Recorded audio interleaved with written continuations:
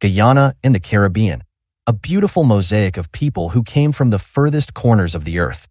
Their history and culture is a wondrous fabric woven from pirates and rum, slavery and rebellions, swashbuckling adventures, and exciting West Indian vacations. A truly fascinating story. Join us for all this and more on the Aaron Darcy Project.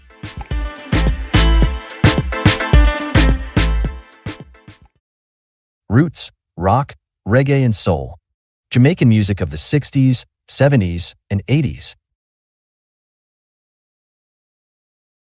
Jamaica, that beautiful Caribbean island that is a popular vacation destination, is also the land of Bob Marley, Buju Banton, Byron Lee, and Sean Paul. I guess you knew that. But how many of you can recall names like Lazarus, Boothe and Boris Gardner?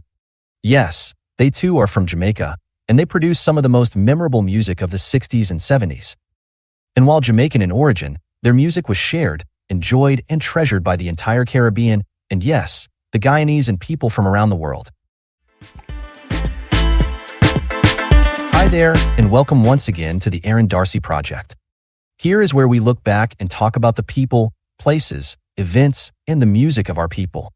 All this makes our Caribbean history such a very interesting and exciting study. I am your host, Andrew. Join me as we go down memory lane and recall those days of house parties, beer gardens, pool halls, and jukeboxes that rocked and vibrated to the sounds of real good Caribbean music. Do you remember?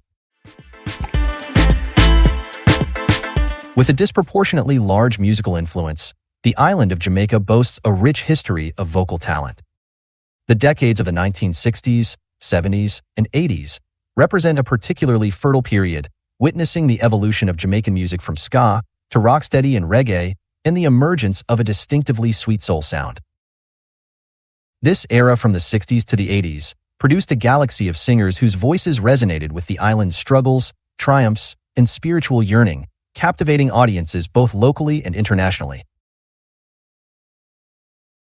Today, we'll look back at the contributions of some of these remarkable vocalists, including Lazarus, Burning Spear, Boris Gardner, and Byron Lee, while also highlighting the unique Jamaican interpretation of soul music that flourished during this time. The 1960s in Jamaica was a period of burgeoning national identity, marked by independence from British colonial rule in 1962. There was political and social turmoil in that island, as well as throughout the Caribbean, including Guyana and indeed all across the globe. During this time, people everywhere struggled with the newfound knowledge of a new and much more dangerous world.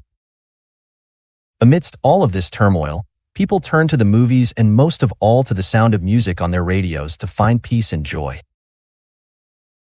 Out of the newly independent Jamaica came the sounds of joy and newfound freedom that was expressed in several styles of music.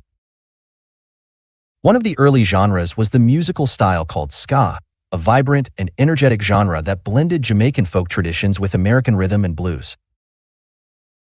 This era saw the rise of vocal groups like the Skatalites, the Wailers, featuring a young Bob Marley, Peter Tosh, and Bunny Wailer.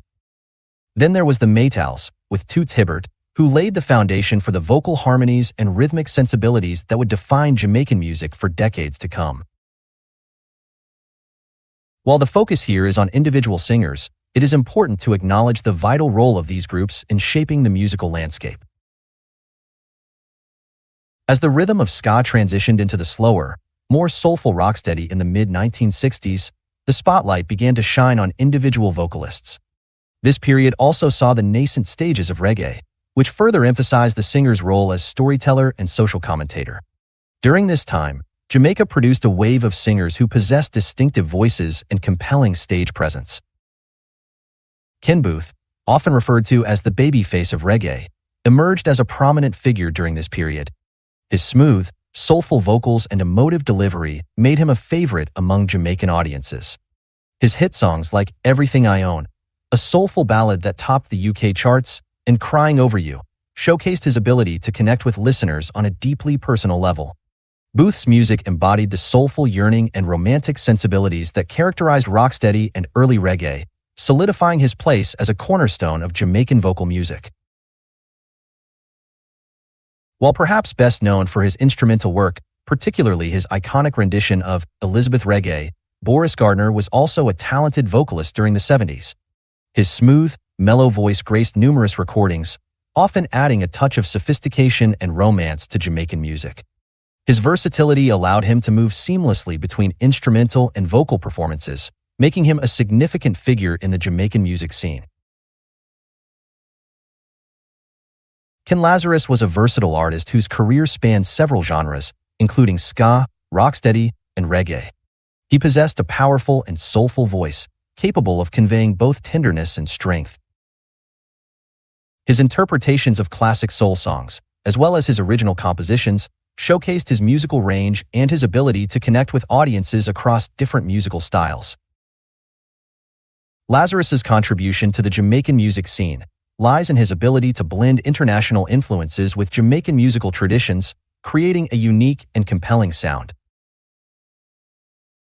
The 1970s witnessed the global explosion of reggae, largely thanks to the international success of Bob Marley. However, alongside Marley, a host of other Jamaican singers contributed to the genre's rich tapestry. This era saw the rise of roots reggae, which addressed social and political issues with greater urgency and incorporated Rastafarian themes. Jimmy Cliff is a highly popular and influential reggae musician. He is considered one of the pioneers of the genre and has achieved international fame and recognition.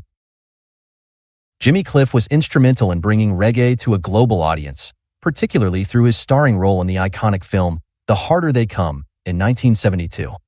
This film and its soundtrack are widely credited with introducing reggae music to the world. While his popularity might not have reached the same level as Bob Marley, Jimmy Cliff is undoubtedly a major figure in reggae music. His contributions to the genre and his international success have cemented his place as one of the most important and influential reggae artists of all time. And let's not forget these other artists who made significant contributions to the Jamaican music scene. The crown prince of reggae, Dennis Brown, had a smooth, soulful voice and a prolific career. Toots Hibbert, the lead singer of Toots and the Maytals, had a sweet, unique voice and a dynamic stage presence. He is perhaps best known for the hit song, 54, 46 Was My Number. Burning Spear, known for his Rastafarian lyrics and unique vocal style, was a prominent figure in the roots reggae movement. Gregory Isaacs, popular for hits like Night Nurse, had a string of hits in the lovers rock genre. One of Jamaica's first child stars, Delroy Wilson, had a long career spanning ska, rocksteady, and reggae. Keith Lynn is a Jamaican singer who was a member of Byron Lee and the Dragonaires. He later migrated to the United States, but eventually returned to Jamaica. Keith Lynn has continued to be active in music, performing regularly and working on various projects. Byron Lee and the Dragonaires, while known primarily as an instrumental band, played a crucial role in popularizing Jamaican music both locally and internationally. Lee was a shrewd businessman and bandleader who recognized the potential of Jamaican music to reach a global audience. While the band featured various vocalists over the years, their focus was primarily on instrumental arrangements and dance music. However, their contribution to the Jamaican music scene is undeniable. They helped to create a platform for Jamaican musicians and played a vital role in the development of ska, rocksteady, and reggae. The soul music coming out of Jamaica in the 60s and 70s was not simply a carbon copy of American soul. It possessed a distinct Jamaican flavor, infused with the rhythms of ska and rocksteady and the spiritual yearning of Rastafarianism. The 1980s saw the emergence of dancehall, a new genre that reflected the changing social and political landscape of Jamaica. Dancehall was characterized by its faster tempos, digital instrumentation, and DJs who toasted over pre-recorded rhythms. This era saw a shift in focus from the soulful ballads of the 70s to more rhythmic and dance-oriented music. Dancehall initially existed alongside reggae, but it eventually became the dominant genre in Jamaica. While the focus here is on the earlier period, it's important to acknowledge the singers who bridged the gap between reggae and dancehall. Artists like Yellowman, known for his witty lyrics and distinctive vocal style, and Sugar Minot, who transitioned from reggae to dancehall, helped to shape the sound of Jamaican music in the 1980s. The singers of the 60s, 70s, and 80s laid the foundation for the global popularity of Jamaican music. Their voices, filled with passion, emotion, and social consciousness, resonated with audiences around the world. From the soulful ballads of Lazarus to the innovative sounds of Byron and the Dragonaires, these artists helped to define the golden age of Jamaican music. Their influence can still be heard in contemporary music, demonstrating the enduring power of their contributions to the global musical landscape. The soulful expressions of that bygone era, deeply rooted in Jamaican culture and experience, were the soundtrack of our Caribbean lifestyle back in the 60s, 70s, and 80s.